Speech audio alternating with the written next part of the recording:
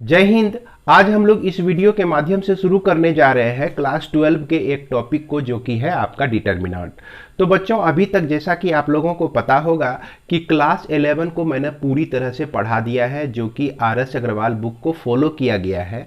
इसके बाद हमने क्लास 12 में 2 चैप्टर आप लोगों को अभी तक बता दिया है, जो कि आपका इन्वर्स ट्रिग्नोमेट्रिक फंक्शन है और दूसरा आपका मैट्रिसेस है। तो इस दोनों चैप्टर को हम लोग आर.एस. अग्रवाल बुक से पढ़ चुके हैं। अगर आर.एस. अग्रवाल बुक आप समाप्त कर लेते हैं, ठीक तरह से पढ़ लेते हैं, तो एनसीईआरटी के लिए आपको चिंता करने की ज़रूरत नहीं है, क्योंकि सारे एनसीईआरटी का प्रॉब्लम, मैक्सिमम एनसीईआरटी का प्रॉब्लम जो है आपको आर.एस. अग्रवाल बुक में मिल जाएगा।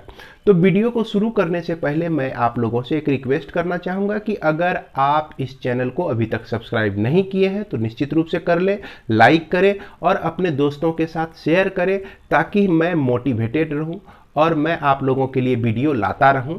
मैंने यह सोचा है कि आप लोगों को क्लास 12 के आर.एस. अग्रवाल बुक और एनसीईआरटी बुक को बिल्कुल सही तरीके से शुरू से अंत तक बता दूं, और मेरा यह कोशिश रहता है कि मैं बेसिक पर ज़्यादा फोकस करूं, क्योंकि बेस अगर आपका मजबूत रहेगा और छोटी मोटी बातों को आप ज़्यादा से ज़्यादा जानेंगे किसी भी टॉपिक से रिलेटेड, तो आपको प्रॉब्लम बनाने में दिक्कत नहीं होगी। तो बच्चों, शुरू करने से पहले सबसे पहले पहला प्रश्न ये बनता है कि आखिर डिटर्मिनेंट जो है आया कहाँ से।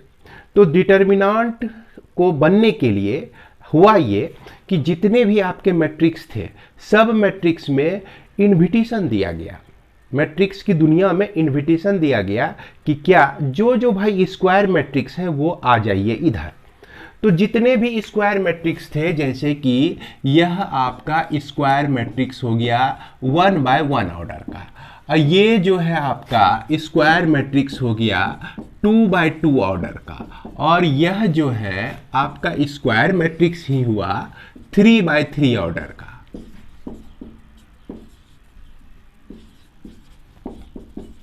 तो ये जो है स्क्वायर मैट्रिक्स हुआ 3/3 ऑर्डर का, और उसके बाद भी जो है 4/4 ऑर्डर, 5/5 ऑर्डर। तो ये सारे जो ऑर्डर है मैट्रिक्स के, स्क्वायर मैट्रिक्स को रिप्रेजेंट करता है। क्लियर है। अब स्क्वायर मैट्रिक्स में हम लोग क्या किए कि इसको हम इस तरह से रिप्रेजेंट कर दिए। पहले तो हम लोग बिग ब्रैकेट में यूज करते थे, अब यह जो है इस तरह से रिप्रेजेंट कर दिए। हालांकि यह देखने में मॉडुलस है, मॉडुलस की तरह लगता है, लेकिन यहाँ याद रखिए, इसको समझने में गलती नहीं कीजिएगा कि ये मॉडुलस हम नहीं पढ़ेंगे, इसको डिटर्मिनेंट पढ़ेंगे। क्लियर है। डिटर्मिनेंट क्लियर है। उसके बाद इसको हम लोग जैसे 2, 3, 3, 4 इस तरह से सीधा सीधा लाइन में रख दिए, तो यह 2/2 का डिटर्मिनेंट हो गया। और इसको भी इस तरह से 2, 3, 2, 4, 8, 9 और 7, 6, 7 इस तरह से रख दिए, तो यह डिटर्मिनेंट हो गया।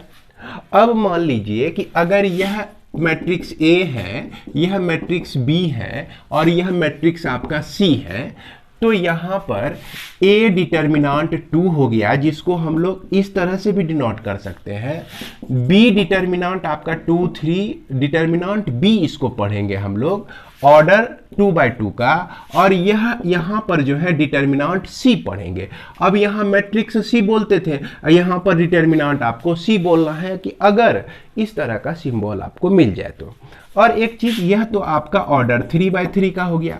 तो अब यहां पर एक चीज और ध्यान देना है कि यह जो आपका डिटर्मिनेंट हुआ, डिटर्मिनेंट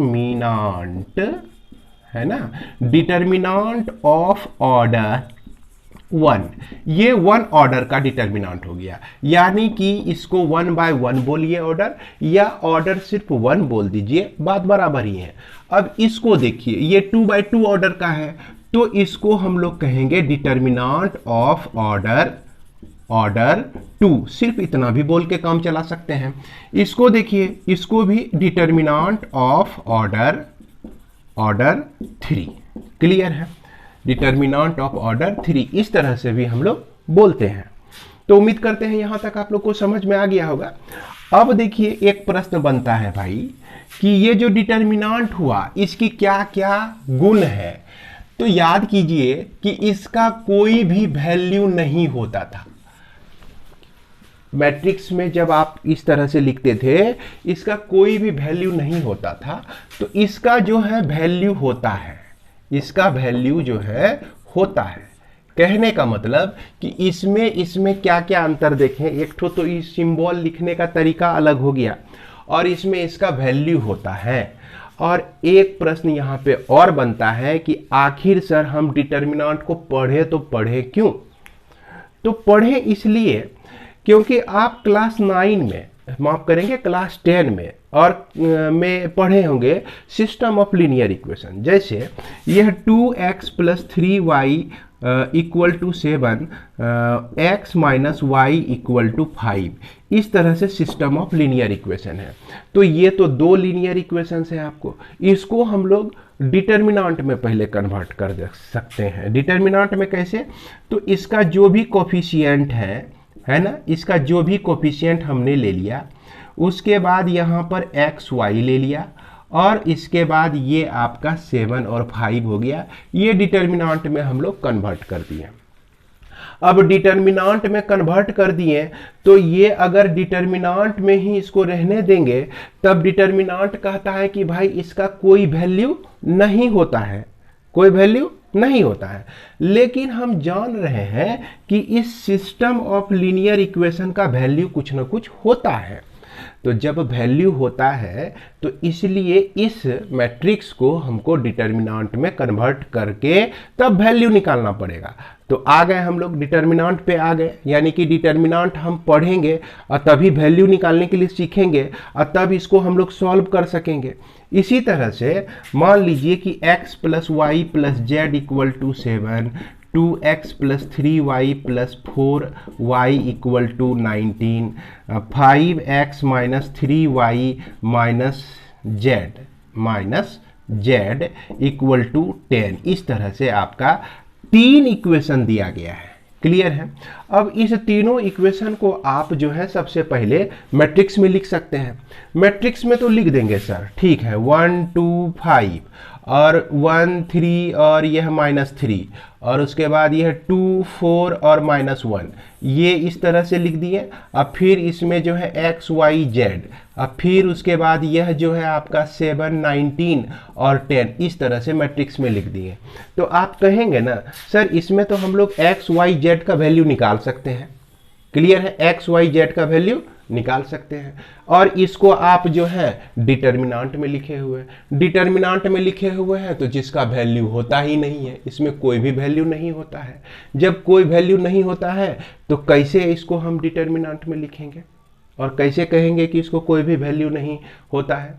इसका कुछ ना कुछ तो वैल्यू होता है। तो इसलिए इसको जो है हम लोग कन्वर्ट करते हैं किसमें, ये इसको कन्वर्ट करते हैं किसमें, हम लोग डिटर्मिनेंट में कन्वर्ट करते हैं। और डिटर्मिनेंट का क्या है वैल्यू, डिटर्मिनेंट की क्या प्रॉपर्टी है, इसकी कुछ ना कुछ वैल्यू होती है, तो इसका वैल्यू हम लोग निकाल सकते हैं। इसीलिए हम लोगों को डिटर्मिनेंट पढ़ना पड़ेगा। उम्मीद करते हैं कि आप लोगों को समझ में आ गया होगा कि फिलहाल अभी अगर हम डिटर्मिनेंट को सीख जाते हैं बढ़िया तरह से तो क्या फ़ायदा होने वाला है। फ़ायदा यही होने वाला है, सिस्टम ऑफ लीनियर इक्वेशंस चाहे 2 वेरिएबल का हो चाहे आपका 3 वेरिएबल का हो, तो उसके वैल्यू को आप लोग निकाल सकते हैं। तो इसके बाद हम लोग आगे की वीडियो जो है अपनी कॉपी में देखेंगे और उसमें देखेंगे कि डिटर्मिनेंट को किस तरह से डिफाइन किया जाता है और डिटर्मिनेंट के वैल्यू को किस तरह से निकाला जाता है। तो अब हम लोग आगे देखते हैं कि डिटर्मिनेंट को किस तरह से डिफाइन किया जा सकता है। तो डिटर्मिनेंट को इस तरह से हम लोग कह सकते हैं कि corresponding to every square matrix A there exist a number, यानी कि किसी भी स्क्वायर मैट्रिक्स के लिए अगर नंबर एग्जिस्ट करना शुरू कर दे तो वही हमारा हो जाता है डिटर्मिनेंट।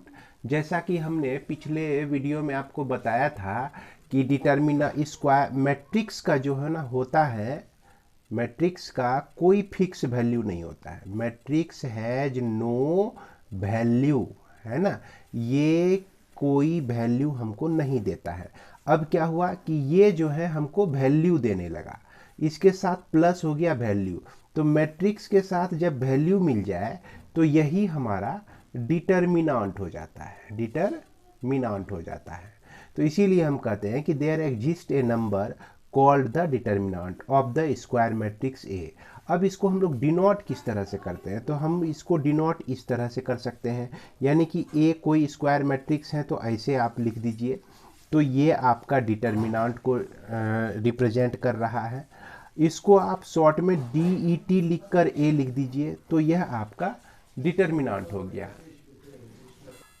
अब इसे एक एग्जाम्पल के मदद से भी समझते हैं कि मान लीजिए कि ए कोई डिटर्मिनेंट है आपका। डिटर्मिनेंट के लिए हम लोग बिग ब्रैकेट का उपयोग करते हैं। 2 3 4 है, 7 8 9 है, 6 6 6 है, तो ये आपका डिटर्मिनेंट हो गया 3/3 ऑर्डर का।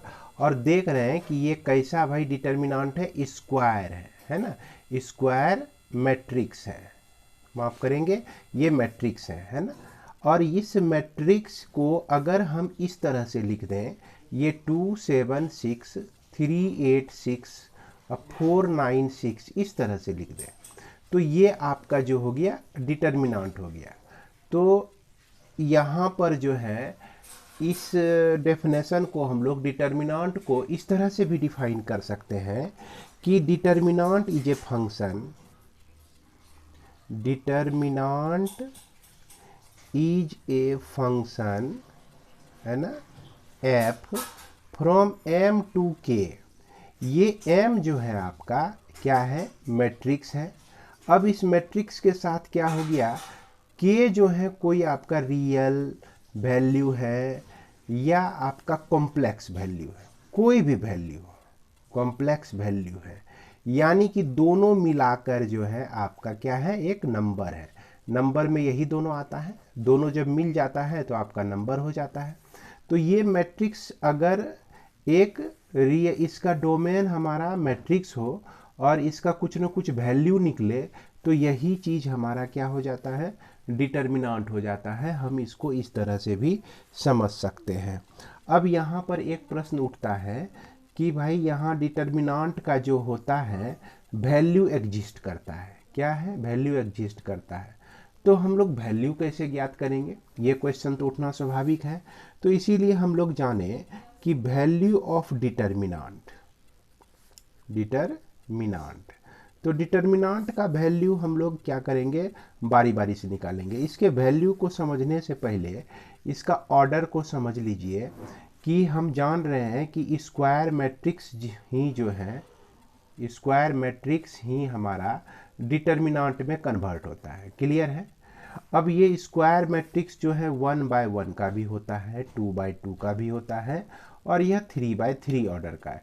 यानी कि यहाँ पर order of matrix 1/1, order of matrix 2/2, order of matrix 3/3।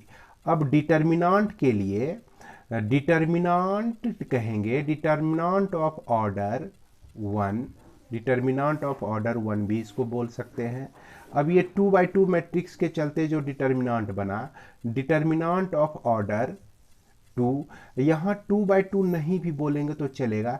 क्यों, क्योंकि हम जान रहे हैं कि जो भी स्क्वायर मैट्रिक्स होगा उसी का डिटर्मिनेंट बनेगा, और 2 सिर्फ ऑर्डर कह देने से वो 2/2 ही होगा। अब यहाँ पर यह जो है डिटर्मिनेंट ऑफ ऑर्डर हम क्या लिख सकते हैं, 3 लिख सकते हैं। तो इस तरह से डिनोट करते हैं। अब यहाँ पर सबसे पहला हम निकालेंगे determinant, value of determinant of order, किस ऑर्डर का, 1 ऑर्डर का हो तो। अब यदि हम इसको ए को इस तरह से लिखे हुए हैं, जैसे 2 लिखे हुए हैं इस तरह से, तो ये तो आपको मैट्रिक्स को रिप्रेजेंट कर रहा है। किसको रिप्रेजेंट कर रहा है भाई, मैट्रिक्स को। अब इसी ए को अगर हम ऐसे डिनोट कर दें, तो ये आपको रिप्रेजेंट कर रहा है डिटर्मिनेंट को। इसका वैल्यू जो है सिर्फ 2 ही हो जाएगा, क्लियर है। और एक चीज़ ध्यान देना है यहाँ पर नोट, कि इसको जो है आप गलती से भी मॉड मत नहीं पढ़ें, मॉड ऑफ 2 जो है नहीं पढ़ें। तो ये हिंदी तो समझ ही रहे होंगे आप लोग, नहीं पढ़ना है इसको, मॉड नहीं समझना है। अब ये नहीं कि ये आपका डिटर्मिनेंट जो दिया गया है 1/1 ऑर्डर का है और ये है आपका डिटर्मिनेंट, तो ये 1/1 ऑर्डर का है, तो इसका वैल्यू जो है आप 2 लिख दीजिए। नहीं, इसका वैल्यू जो है -2 ही होगा अगर यह डिटर्मिनेंट है तो। क्लियर है? उम्मीद करते हैं कि आपको समझ में आ गया होगा। इसके बाद हम लोग वैल्यू ऑफ डिटर्मिनेंट निकालेंगे। Value of determinant of order 2/2, यानी कि ऑर्डर सिर्फ 2 भी कह दीजिए तो चलेगा। तो ये 2/2 मैट्रिक्स में जो डिटर्मिनेंट बना वह क्या हो गया? ऑर्डर 2 का है। तो निश्चित रूप से चलिए पहले मैट्रिक्स ही हम लोग लिखते हैं। 2 3 7 8 दिया गया है। अब इसको हमने डिटर्मिनेंट में कन्वर्ट किया तो 2 3 7 8 हो जाता है। इसका वैल्यू निकालने के लिए रूल याद करके रखिए कि अगर कोई determinant A11 A12 A21 A22 इस तरह का दिया रहे तो हम इसको पहले इस तरह से मल्टीप्लाई करते हैं ऊपर से नीचे। ये आपका A11 इंटू A22, अब फिर इसमें माइनस कर देते हैं यह नीचे से ऊपर क्रॉस वाइज, यानी कि A21 इंटू A12। इस तरह से हम लोग इसका वैल्यू निकाल लेते हैं डिटर्मिनेंट का। अब तो यहाँ भी उसी तरह से करना है। पहले 2 इंटू 8 कर देना है। 2 इंटू 8 -7 इंटू 3, तो 7 इंटू 3। तो ये आपका हो गया 16 - 21, जो कि आपका हो जाएगा 5 -5। तो यहाँ पर हमारा -5 निकल गया इस डिटर्मिनेंट का वैल्यू। उसके बाद इसी तरह से एक एग्जांपल और लेते हैं। जैसे मान लिया जाए कि b जो है कोई डिटर्मिनेंट है आपका 2/2 ऑर्डर का। ये आपका 3 7 4 4 दिया गया है ना। तो क्या करना है हमको? 3 इंटू 4, पहले ऊपर से नीचे मल्टीप्लाई कर देना है। तो 3 इंटू 4 करेंगे, -7 इंटू 4 कर देंगे। तो यह आपका 3 4 जा 12 हो गया, -7 4 जा 28। तो ये आपका निकल जाता है -16। संभवतः -16 + 12 28 होता है। क्लियर है? तो -16 हो गया। अब हम लोग जाने इसमें, तो इसके बाद हम लोग जाने कि value of determinant of order 3। अगर डिटर्मिनेंट आपका ऑर्डर 3 का हो तो उसका वैल्यू हम लोग किस तरह से निकालते हैं। तो सबसे पहले हम लोग एक डिटर्मिनेंट कंसीडर करते हैं। A = A11 A12 A13, और यहाँ पर ये ऑर्डर 3 का है, यानी कि A21 A22 A23, फिर इसके बाद A31 A32 और A33। तो यह जो है आपका 3 ऑर्डर का एक डिटर्मिनेंट हो गया। और अभी तक हम लोग जान चुके हैं कि ऑर्डर 2 का हो तो उसका वैल्यू कैसे निकालते हैं, ऑर्डर 1 का हो तो वो वैल्यू हम लोग कैसे निकालते हैं। तो अब इस वैल्यू को निकालने के लिए क्या कहता है कि आप इसको किसी रो या किसी कॉलम के एलोंग आप इसको एक्सपेंड कर सकते हैं। ये एक्सपेंड कैसे कर सकते हैं भाई?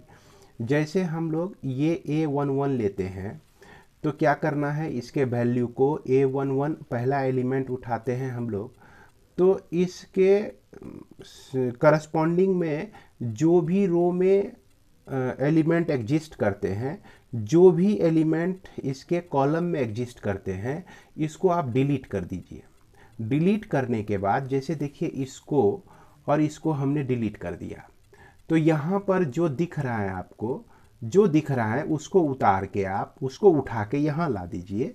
यानी कि हमने यहाँ पे ला दिया A22 A23 A32 है ना, A33 को, ये 4 एलिमेंट ला दिए। अब फिर उसके बाद जो है हम लोग माइनस लिखते हैं और यह आपका A12 को लेते हैं, A12 लेते हैं, यानी कि फर्स्ट रो का दूसरा एलिमेंट लेते हैं। अब दूसरे एलिमेंट के करस्पॉन्डिंग जो भी रो है और कॉलम है उसको आप डिलीट कर दीजिए।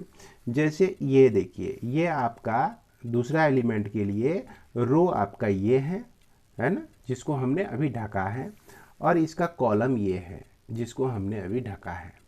तो जो कुछ भी आपको दिख रहा है, जो भी एलिमेंट आपको दिख रहा है, उस सारे एलिमेंट को आप यहाँ पर लिख दें। A21, A23, A31 और A33।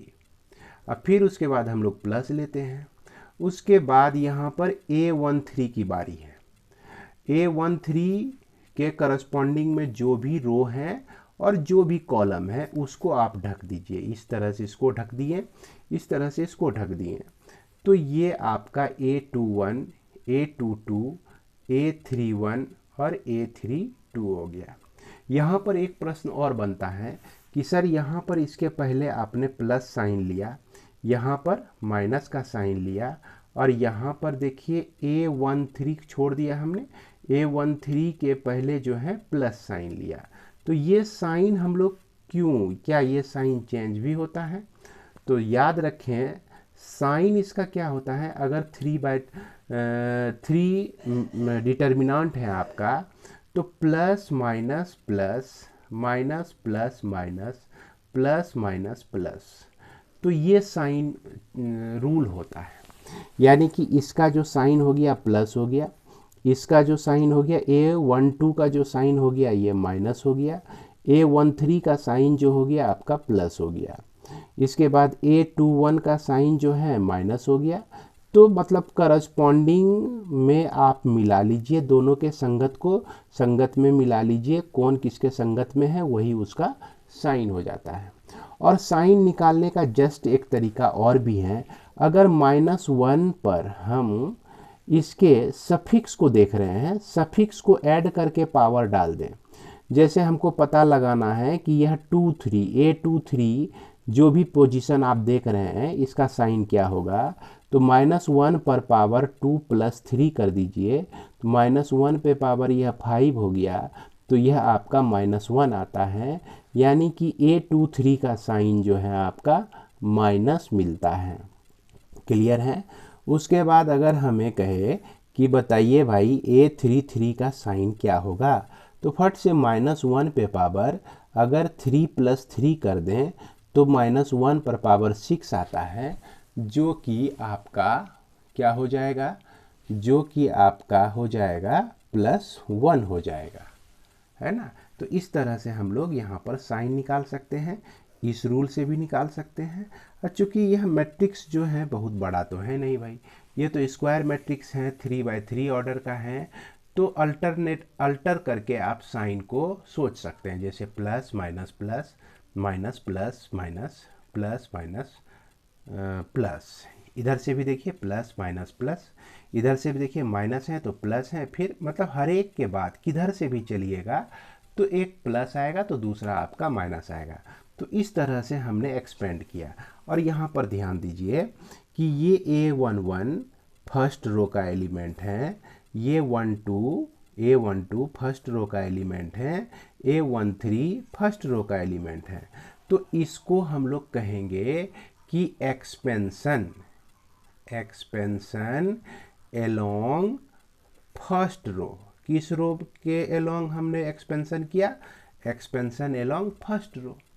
अब यही चीज़ जो है एक्सपेंशन एलोंग सेकेंड रो भी हो सकता है, एक्सपेंशन एलोंग सेकेंड रो भी हो सकता है। तो आप पूछेंगे कैसे भाई सेकेंड रो कैसे हो सकता है? तो सेकेंड रो को ध्यान से देखिए। सेकेंड रो का पहला एलिमेंट हम यहाँ लेते हैं, A21 लिए। A21 लिए तो A21 के रो और कॉलम को आप डिलीट कर दीजिए। तो A21 का रो और कॉलम हम डिलीट करते हैं।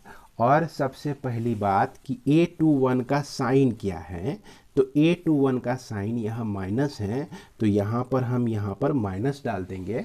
उसके बाद इसके रो और कॉलम को जब डिलीट करते हैं तो देख सकते हैं ये हमने रो को डिलीट किया, ये कॉलम को डिलीट किया, तो हमको मिल जाता है A12, A13, A32 और A33, इस तरह से मिल जाता है। फिर अगला टर्म जो है, चूँकि एक्सपेंशन हो रहा है आपका सेकेंड रो के अलोंग, तो सेकेंड रो का दूसरा एलिमेंट आपका A22 है, जिसका साइन आपका यहाँ प्लस दिख रहा है। तो A22 के अलोंग जो भी आपका रो है और जो भी कॉलम है उसको आप ढक के देखिए। देख रहे हैं, जो आपको दिख रहा है उसको उतार देना है। इस दोनों को ढकने के बाद ये A11, A13 और A31 और A33 ये सारे एलिमेंट हमको मिलते हैं यहाँ पर। इसके बाद चलते हैं सेकेंड रो का तीसरा एलिमेंट जो कि माइनस में है A23। अब देखिए, इसके कॉलम को, इसके रो को हमने ढका तो यहाँ शुरू का 2 बच रहा है, इधर नीचे का 2 बच रहा है। देख लीजिए, नीचे का 2 बच रहा है, ऊपर का 2 बच रहा है। इस तरह से ढकते हैं तो जो जो बच जाता है उसको हम लिख देते हैं A11, A12, A31 और A33। इस तरह से भी लिख देते हैं। तो अब यहाँ पर देखिए कि ये आपका 2x2 मैट्रिक्स है, यह भी आपका 2x2 है। तो 2x2 का तो वैल्यू हम लोग निकालने के लिए जानते ही हैं। कैसे निकाल लेंगे? तो इसको मल्टीप्लाई करेंगे और माइनस इसको मल्टीप्लाई कर देंगे तो इस तरह से इसका वैल्यू निकल जाएगा।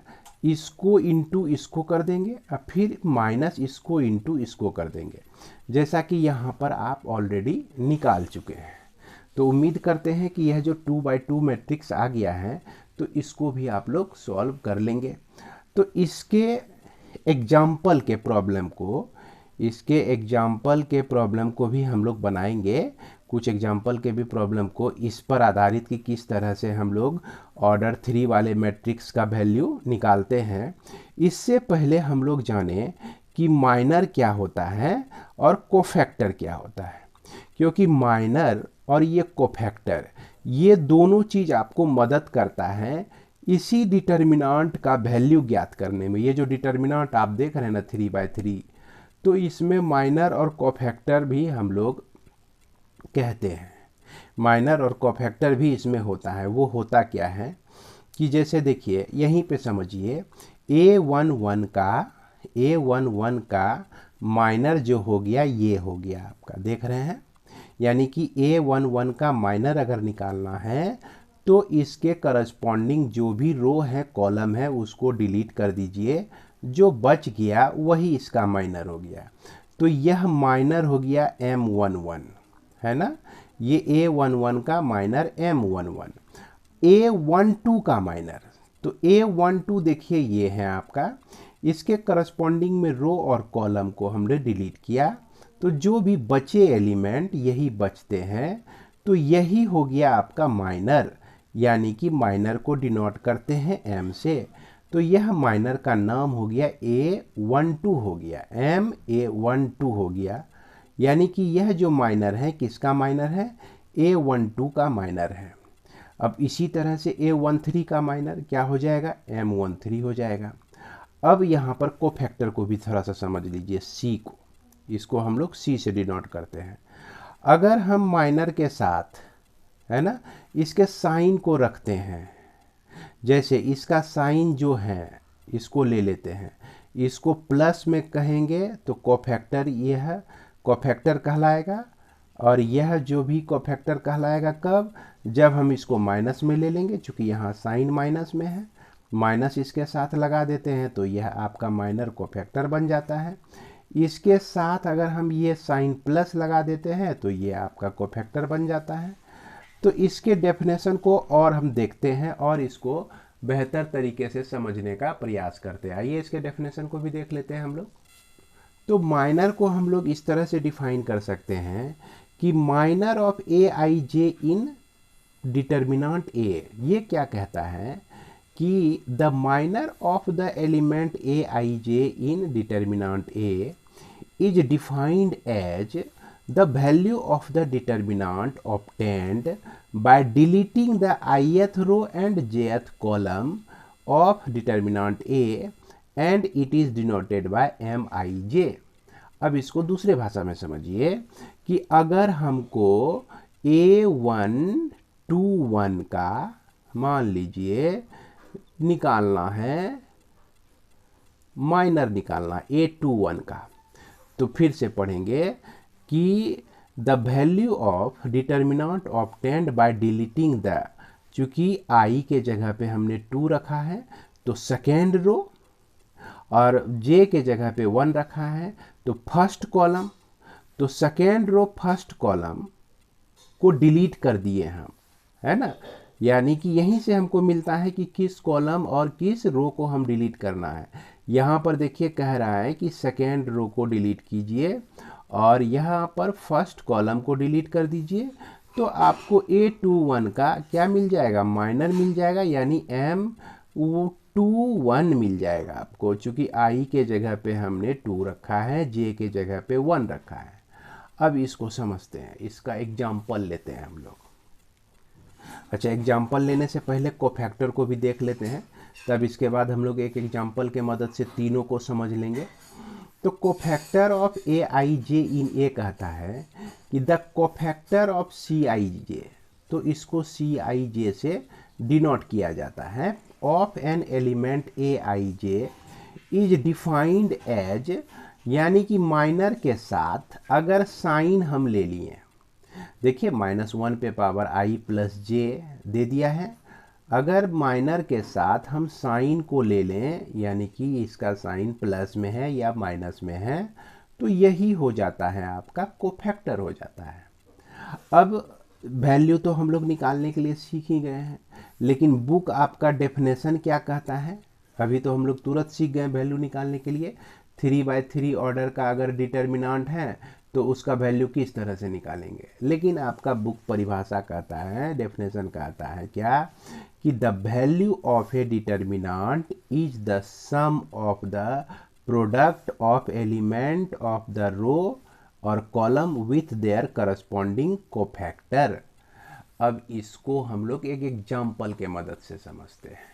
तो एग्जाम्पल हम उसी तरह से ले रहे हैं, जैसे A11, A12, A13, है ना, A21, A22, A23 और A31, A33, A32, A33। Clear है। अब सबसे पहले हम लोग इसका जो है इसका माइनर निकालें। माइनर ऑफ किसका निकालें भाई, चलिए हम लोग निकाल लेते हैं A22 का। A22 का निकालते हैं किस में, इन A में। तो ये डेफिनेशन कहता है कि आप ith रो और jth कॉलम को डिलीट कर दीजिए, यानी कि सेकेंड रो, है ना, सेकेंड रो और सेकेंड कॉलम को डिलीट कर दीजिए। तो सेकेंड रो यही है आपका और सेकेंड कॉलम जो है यही है आपका, इसको हमने डिलीट कर दिया। तो क्या क्या बचा आपका भाई, तो बच गया आपका A11, A13 और A31 और A33। तो ये जो मिला ना, यही चीज़ हमारा है माइनर। क्या है भाई माइनर, M22, यानी कि minor of A22 is M22 which is denoted by this, which is described in this way. Clear है। इसके बाद अगर हमको ये कह दे कि नहीं भाई आप जो है A31 का जो है हमको माइनर निकाल के दिखाइए, किसका, A31 का माइनर निकाल के दिखाइए, तो ठीक है दिखा देते हैं। A31 का माइनर 31 M31 हो जाएगा, जिसमें हम क्या करेंगे कि थर्ड रो और फर्स्ट कॉलम को डिलीट करेंगे। थर्ड रो हो गया आपका, ये थर्ड रो हो गया, और उसके बाद फर्स्ट कॉलम ये हो गया, फर्स्ट कॉलम को डिलीट कर दिए हम लोग। तो जो बच गया, क्या क्या बचा हमारा, बच गया A12, A13, A22 और A23। तो यही हमारा क्या हो गया, आपका माइनर हो गया। अब यहीं पे कोफैक्टर क्या कहता है कि C22 अगर लिखना है तो आप ऐसे लिखिए भाई साहब कि -1 पर पावर 2 + 2 दे दीजिए और M22 को लिख दीजिए। तो अभी तो हम लोग M22 निकालवे किए थे, कितना निकाले थे, यही निकाले थे। A11 निकालें, फिर A13 निकालें, इसी का एलिमेंट A31 लिखें और इसी का एलिमेंट A33 लिखें। यानी कि इस पे -1 पे पावर 4 डाल दिए तो ये हो गया +1n हो गया, प्लस में ही हो गया। तो A11, A13, A31, A33 यही इसका हो गया कोफैक्टर हो गया। क्या हो गया भाई? यही कोफैक्टर हो गया। सिर्फ साइन को कंसीडर कर दिए, भले कोई फर्क नहीं पड़ा, कोई फर्के नहीं पड़ा, तो फिर भी इसका कोफैक्टर हमारा कहलाएगा। अब यहाँ से हमको कोफैक्टर लेना है, इसका कोफैक्टर, तो इसका कोफैक्टर निकालना है तो C31 हो जाएगा।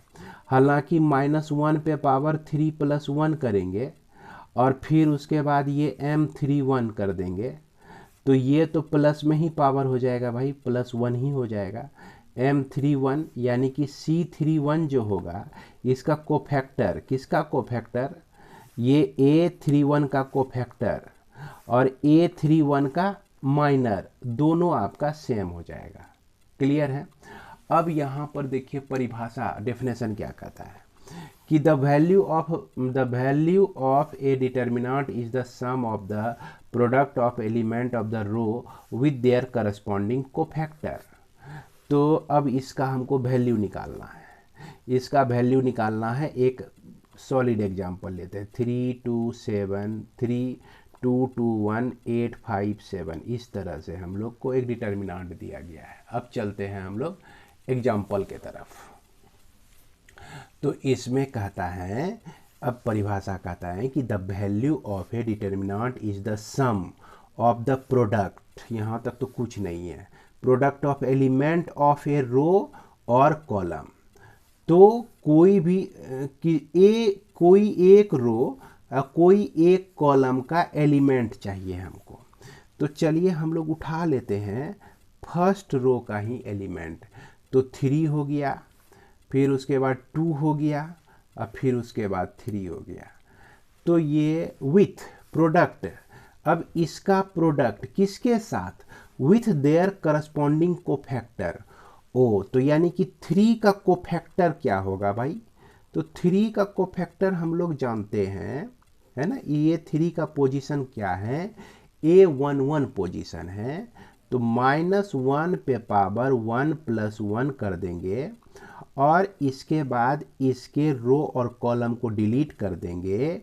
2 1 5 7 ये बच जाएगा। इसके बाद कहता है कि प्लस लिखिए, क्यों? क्योंकि ये बोला है कि सम ऑफ द प्रोडक्ट, प्रोडक्ट किसका प्रोडक्ट? किसी रो के एलिमेंट का और इसका कोफैक्टर, यानी कि यह रो का एलिमेंट आ गया और ये कोफैक्टर भी आ गया आपका। फिर दूसरा एलिमेंट हम उठाते हैं। दूसरा एलिमेंट जो है इसका पोजीशन देखिए कहाँ पे है? A12 है। तो यानी -1 पर पावर 1 + 2 करेंगे। अब फिर इसके फर्स्ट रो और सेकेंड कॉलम को डिलीट करेंगे तो A21 A31 मिलेगा।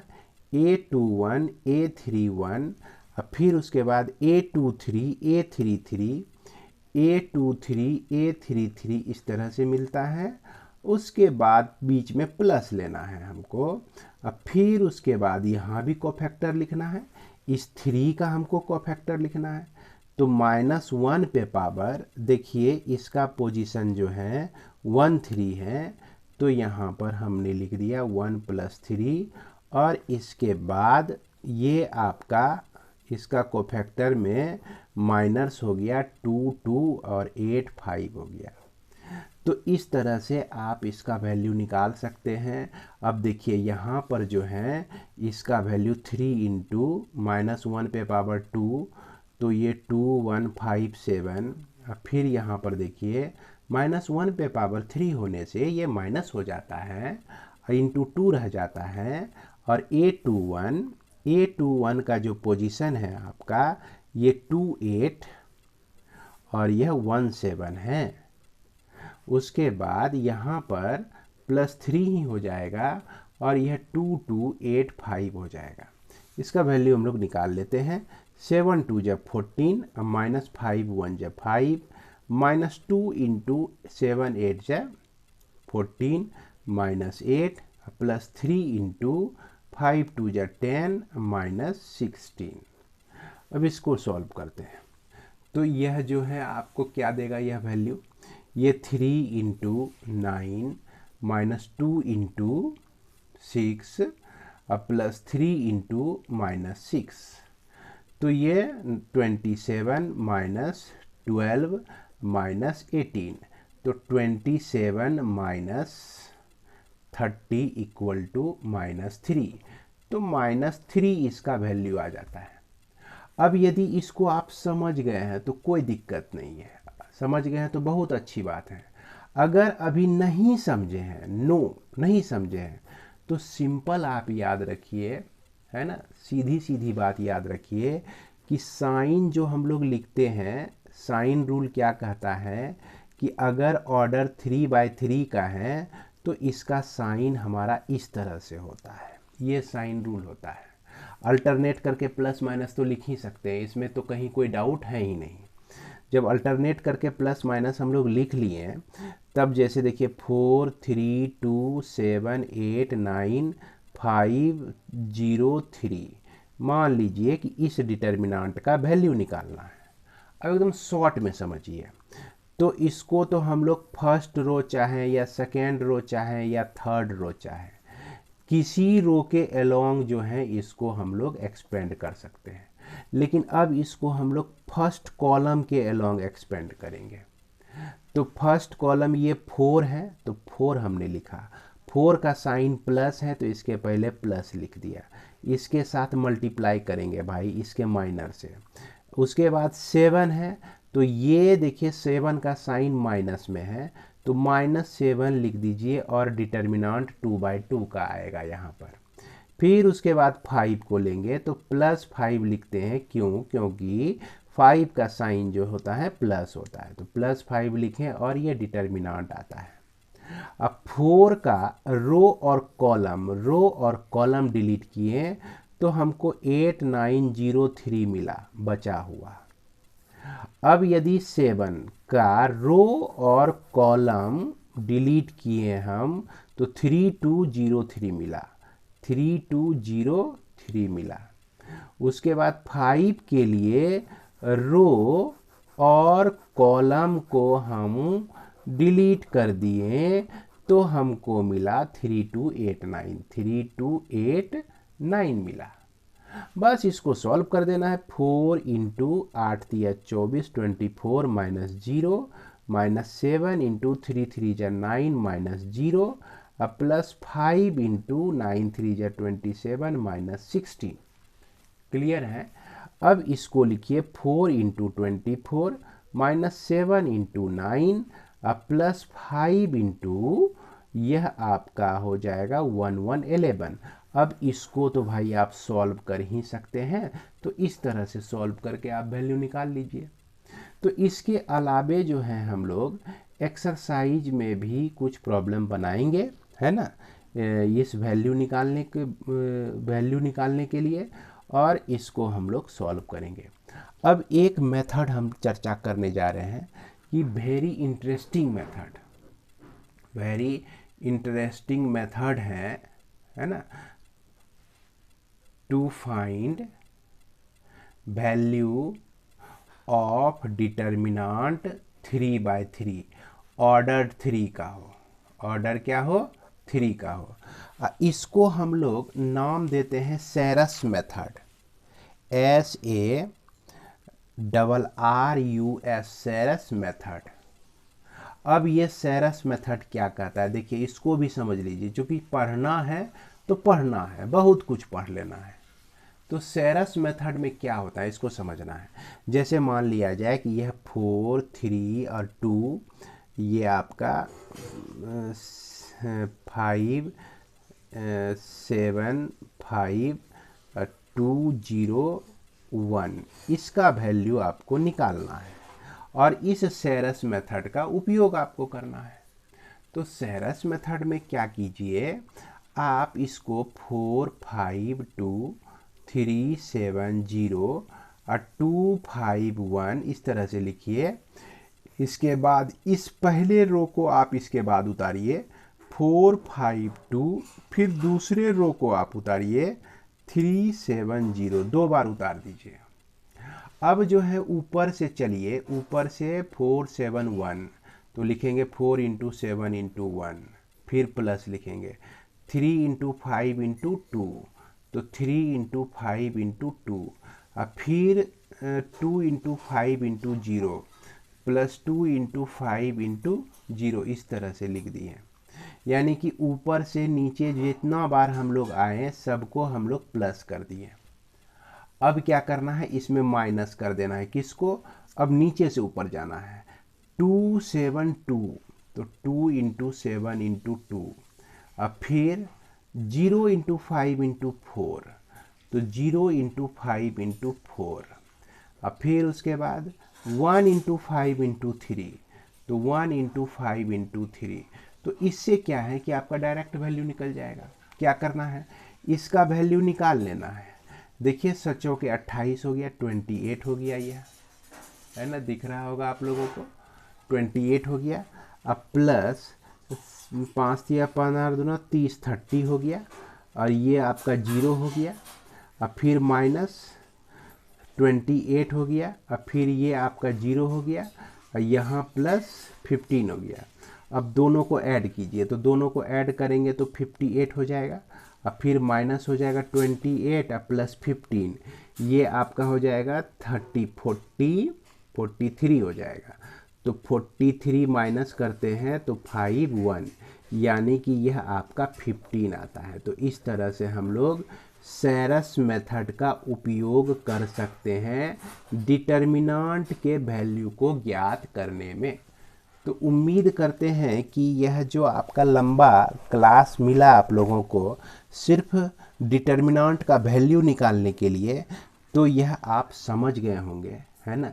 इसके बाद हम लोग अगले वीडियो के माध्यम से इसके प्रॉपर्टी को पढ़ेंगे। अब प्रॉपर्टी के पढ़ने के बाद जो है कुछ वैल्यू हम लोग ज्ञात करेंगे। इसी के साथ इस वीडियो को मैं विराम देता हूँ। जय हिंद, मिलते हैं अगले वीडियो में।